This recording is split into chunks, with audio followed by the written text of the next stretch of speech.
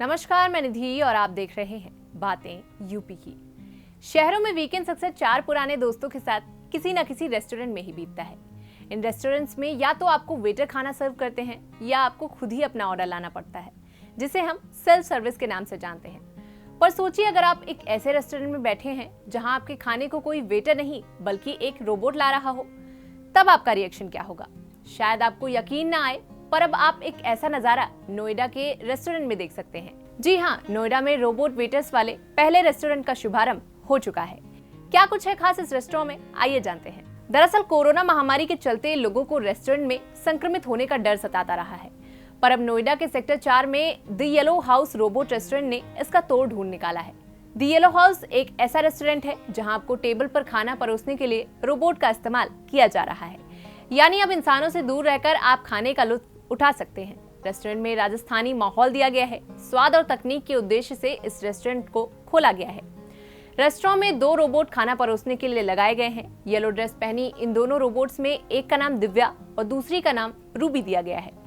तेजी से काम करने वाले ये दोनों रोबोट आर्टिफिशियल इंटेलिजेंस नाम की तकनीक से बनाए गए हैं, जो सिर्फ 2 से 3 घंटे की चार्जिंग के साथ पूरे दिन काम कर सकते हैं।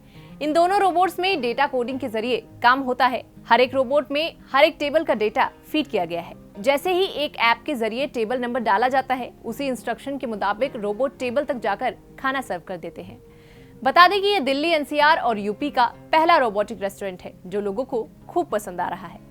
साथ ही आपको बताते चलें कि दुनिया का पहला रोबोटिक रेस्टोरेंट सबसे पहले 2015 में जापान में खुला था। जापान में नागासाकी में ये रेस्टोरेंट 2015 में खोला गया था। हालांकि जापान का यह प्रयोग असफल रहा और ग्राहकों की शिकायत के बाद होटल में मौजूद 243 रोबोट में से आधे रोबोट को सेवा से निकाल दिया गया।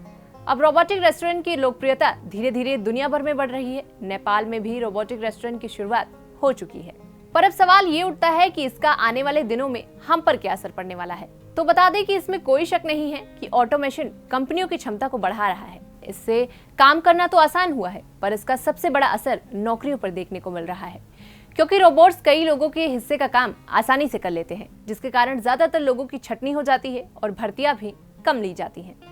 वर्ल्ड इकोनॉमिक फोरम यानी कि विश्व आर्थिक मंच की रिपोर्ट के मुताबिक रोबोट्स के आने से भविष्य में नौकरियों की राह आसान नहीं रहने वाली है। रोबोट्स के चलते साल 2030 तक वैश्विक स्तर पर 80 करोड़ नौकरियां संकट में होंगी। इस ऑटोमेशन के दौर को चौथी औद्योगिक क्रांति माना जा रहा है। आर्टिफिशियल इंटेलिजेंस, रोबोटिक और बायोटेक्नोलॉजी के नाम से जिस चौथी औद्योगिक क्रांति की संभावना जताई जा रही है, उस क्रांति के दौर में मशीनों के आगे लोगों की नौकरियां कुर्बान होंगी। वर्ल्ड इकोनॉमिक फोरम की फ्यूचर ऑफ जॉब्स रिपोर्ट की माने तो आने वाले 5 सालों में दुनिया में 50 लाख से ज्यादा रोजगार रोबोट के हाथ में होंगे। फिलहाल इंसान से बढ़कर कुछ नहीं है। अपने आप पर काम करते रहें, अपनी स्किल्स डेवलप करें और देखते रहें बातें यूपी की।